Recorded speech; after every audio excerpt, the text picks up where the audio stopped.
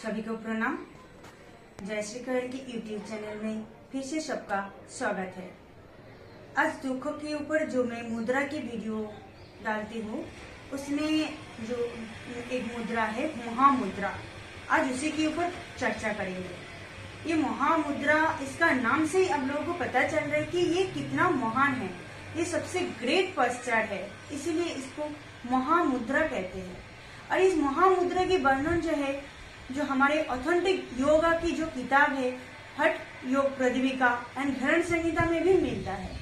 इसको, इस मुद्रा को भी मुनि ऋषि लोग इसको गुप्त विद्या कहते हैं, क्योंकि इसी से जो हम पिछले वीडियो में जो क्लेश की, पंचो क्लेश की मैंने वर्णन कर चुकी हूँ, जो अविद्या, राग, द्वेष, अभिनिवेश, ये सारे जो पंचो क्लेश है ये सबको नष्ट करते हैं। जिस क्लेशों की अक्लिष्ट, इसका क्लिष्ट भी है, इसका अक्लिष्ट भी है। इस पंचो क्लेश की जो अक्लिष्ट रूप में, जिस वजह से लोगों के दुखों की कारण होता है, जिसका मैंने डिस्क्रिप्शन एक्चुअल किया मैंने, जो पंचो क्लेश का, उस दुख से, ऐसा अगर किसी से अटैचमेंट हो, किसी से डिटैचमेंट हो, अटैचमेंट में अगर ज्यादा उसको फिर से पाने की इच्छा हो, ये सब जो भी क्लेश है ये सब विनाश करने के लिए ये सबसे बहुत महत्वपूर्ण भूमिका रखते हैं ये वाला महामुद्रा।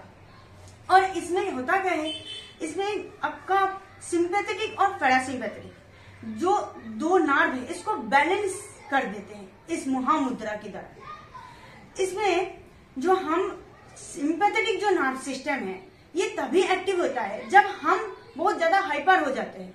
कुछ हमारे कोई बॉडी का ऐसा कोई काम होता है जो हम बहुत जल्दीबाजी से करते हैं, कुछ जाम करके करते हैं, अचानक करना पड़ता है। सपोज आपको कोई अटैक किया तो आप उसको तुरंत उसके एगेंस्ट में जो काम करते हो ये सिंपैथेटिक एक्टिविटी के दौरान होता है।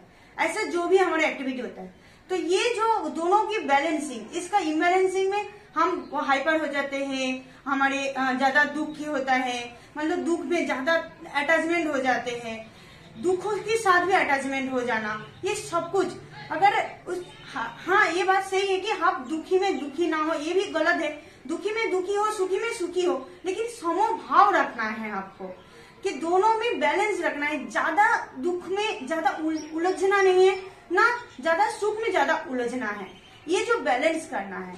तो ये जो मुद्रा है ये आप अगर अपने कंटिन्यू डेली प्रैक्टिस करते हैं तो ये भाव जो है ये अपने आप अपने अंदर आ जाता है। आप उस सिचुएशन को हैंडल कर पाते हैं। कोई बंदा ऐसा होता है कि वो किसी को वियोग में वो मेंटल भी हो जाते हैं, तो इससे कम से कम आप उबर सकते हो। अगर आपने सचमुच इस दुख से, इस कष्ट से अगर उबरना चाहते हो तो इस महामुद्रा को भी आप प्रैक्टिस कर सकते हो। इसके पिछले में मैं योनि मुद्रा की भी वर्णन कर चुकी हूँ, वो प्रैक्टिस कर सकते हो।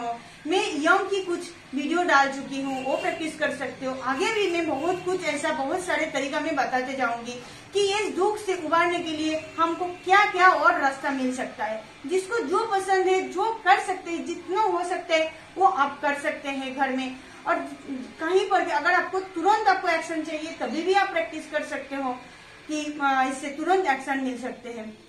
और ये जो महामुद्रा है, इस महामुद्रा से आपका पेट की संबंधित बीमारी भी ठीक हो सकते हैं।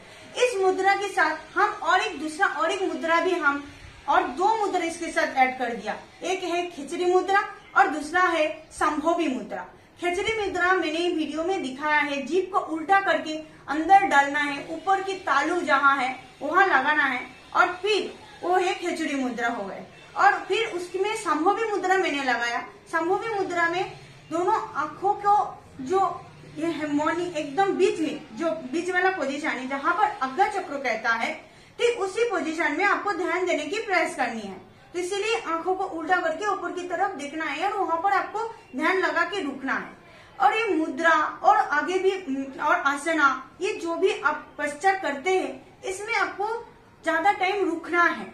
कोई भी मुद्रा के अगर बेनिफिट्स आप चाहते हो तो आधा घंटे से 45 मिनट्स अभ्यास करना चाहिए।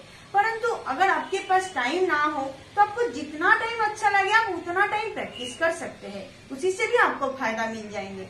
और ऐसा नहीं है कि आपको आता नहीं है, आपको पेट सामने आ रहा है, आप झुक नहीं पा रहे हो, पेट को पहले लगाना चाहिए। जब आप सामने जब बेंड करते हैं तो पेट को पहले आपको थाइज में लगाना चाहिए।